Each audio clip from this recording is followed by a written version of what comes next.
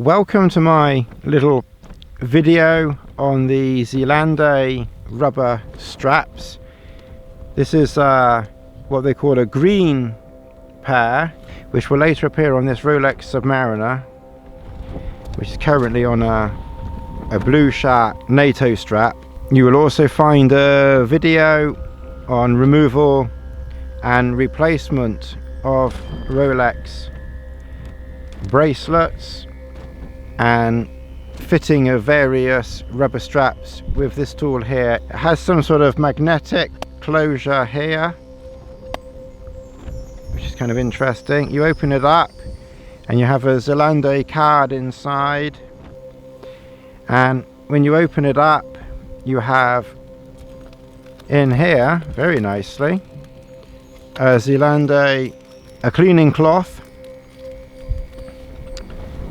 and then inside that you have rubber straps inside this plastic case here, and these rubber straps go on the Yachtmaster because they're blue.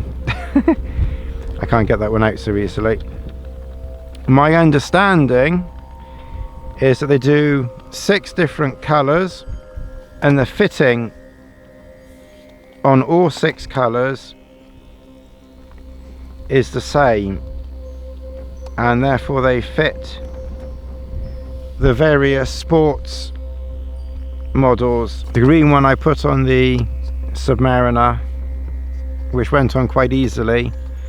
I will say, when I tried to fit the blue on the Yachtmaster, it was a lot more fiddly. I'm guessing because they're designed to fit various watches in the Rolex professional sports lineup, some may well fit, you know, more exactly, precisely and easily than others. To fit this, first of all, you make sure you have your watch the correct way up. You make sure you have your spring bars and your tool. Us men, we've always got to have our tools. And then obviously that's the one that goes at the top, and obviously that one goes on the bottom.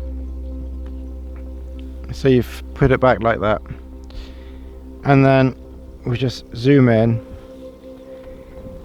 This is an original Rolex. This is an original Rolex spring bar.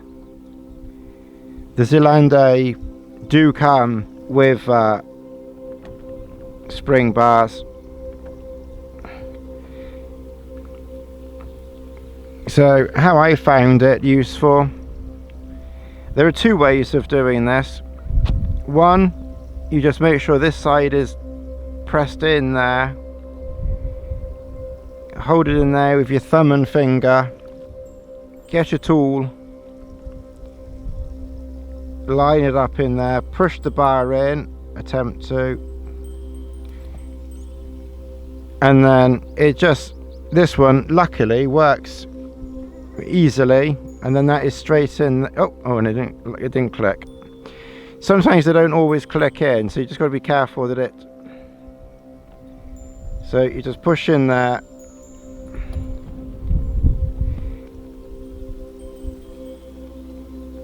and then sometimes they don't always quite line up.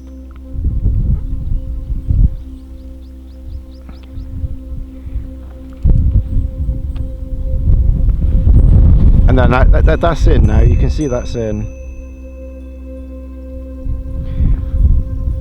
Another useful tip is just to get the spring bar and just push in the opposite direction.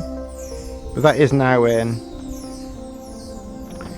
You'll notice that with the back of my watches, they're all scratched here and here. A lot of people, they would put tape here and tape there. You know, they're my watches. I've got absolutely 0 plans of selling them. You know, a couple of scratches on the back's not going to, you know, do the value any harm whatsoever. So I personally don't bother with any of that nonsense. And then Another way of doing it, which I've also found quite useful, is to have the pin out a lot, line it up so it's actually in position, slide it in, as the actress said to the bishop, slide it in like that. Oh, it is fiddly, and it's not very helpful filming it this way either. I'm even amazed I can get it in at this at this angle. And then again, get your toolbar, make sure we're lined up on the screen. Get your toolbar like that, and then slide her in.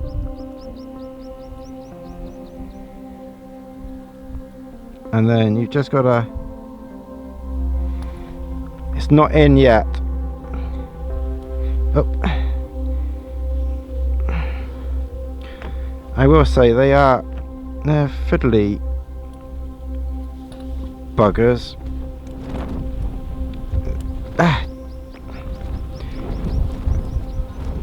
Always when you're live on TV, oops, get in there you little bugger.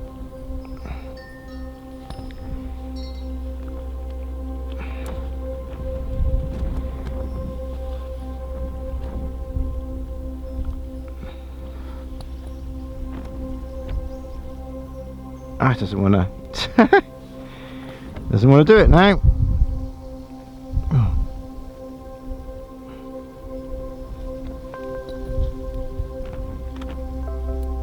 That's it, it's pinged in, you can see it pinging in, and it went in with quite a good snap. That's why I like these Rolex spring bars particularly, because once they actually do engage, then they pop in nicely. They pop in really well. So that's how you fit the Zealande, however you pronounce it, some French Swiss thing. Okay, as I previously mentioned, for rubber straps, your best bet for removing them and putting them back on again is a tool like this. This is a version 7767 tool,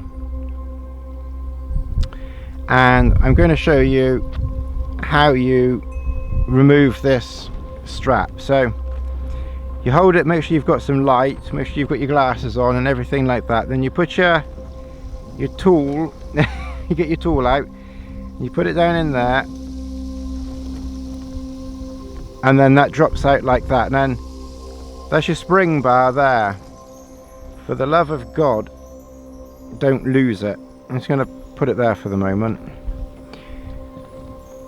and then you then put your tool in here, push in and push down. So you push across and then down, and that gets this,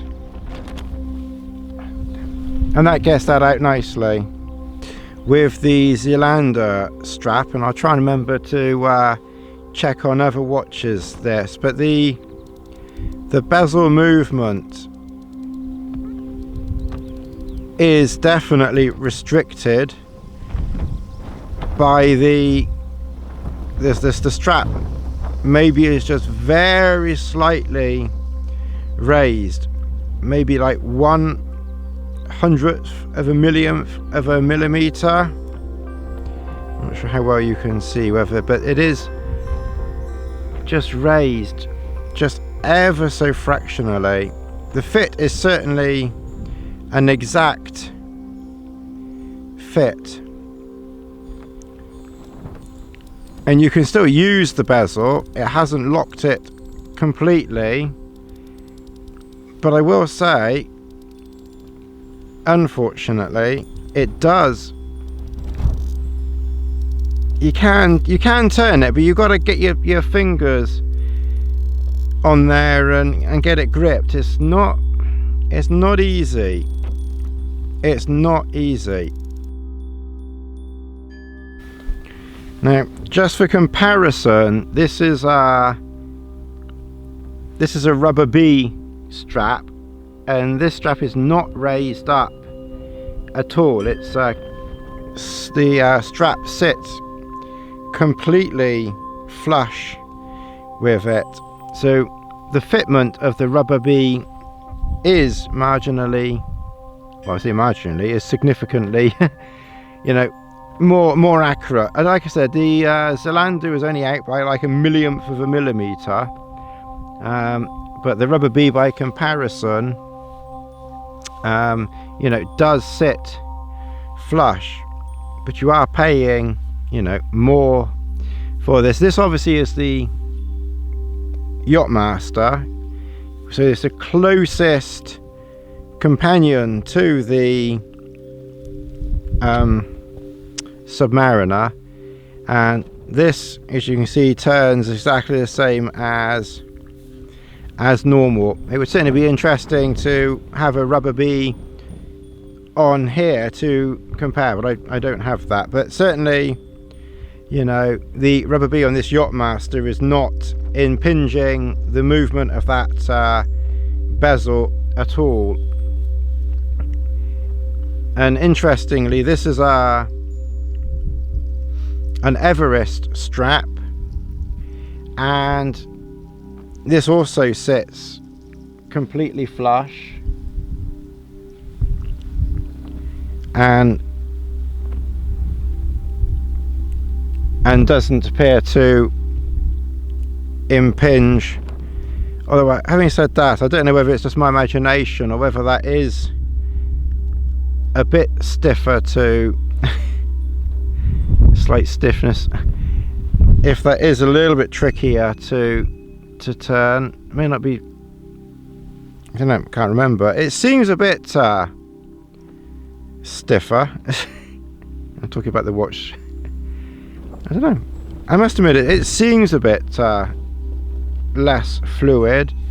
The Rubber B really appears to have made absolutely no difference whatsoever. So the Rubber B definitely has made absolutely no difference.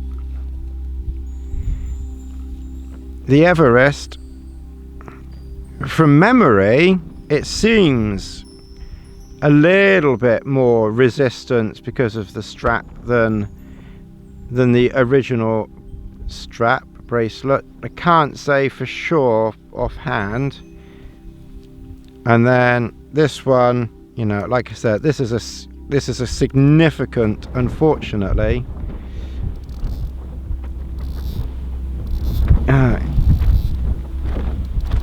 I mean, you can, if you get your fingers, you know, really on it and give it a good turn, then, you know,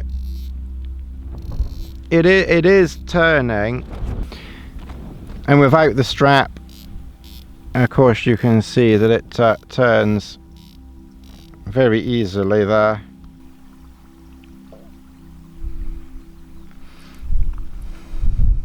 What you will notice is there's not too much strap protruding through around the other side. You can only just see a very small amount of strap. And when you compare that to the Everest strap, you can see there's a lot more strap at the back. And when you do the watch roll, you know, and I'm not trying to prove or, you know, show there's a lot more strap, but you can see, you know, there is more strap protruding on this Everest strap. And one thing that I have noticed when comparing the Zealande strap, which this video is about, the Rubber B strap, which this video is not about, and the Everest strap, is the Zealande strap and the Rubber B strap are shorter. And the Everest strap's a bit longer. So if you've got a long, fat, gorilla-like wrist, so maybe if you like King Kong or something like that, then maybe you want the Everest strap. But if you're like me, and probably lots of other people who've got quite, you know, slim wrists, you may find the Everest is just a little bit too long. and you may prefer to look at the Zealande straps and the Rubber B strap. And then this is the Rubber B strap, and as you can see, there's not, excuse my foot, as you can see, there's not quite as much strap on the back as the Everest, and a similar amount to the Zealande. And when we twist that around, you know, you can see some strap there, but again, similar, I would say, to the Zealande. It also depends, of course, how tight or loose you do it up. This is probably on the tighter side, to be honest, and if it was a lot warmer, then I would maybe loosen that off a touch. So you probably would see even less on the back. Give you some more indication as to what the strap actually looks like off the wrist.